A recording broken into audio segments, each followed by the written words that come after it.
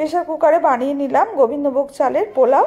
সেজন্য গরম মশলা নিয়েছি, ছোট এলাচ, দালচিনি, লবঙ্গ আর জায়ফল, জয়িত্রী আর কাজু কিশমিশ আর 2 বাটি গোবিন্দভোগ চালের চাল।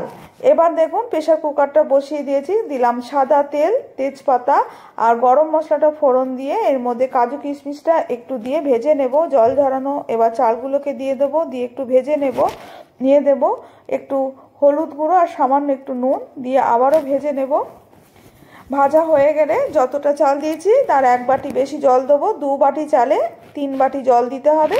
দিয়ে ভালো করে নেড়ে চেড়ে এবার দেব চিনিটা দিয়ে এবার প্রেসার কুকারটা একটা হুইসেল দিয়ে ভেপারটা বসিয়ে নিতে হবে।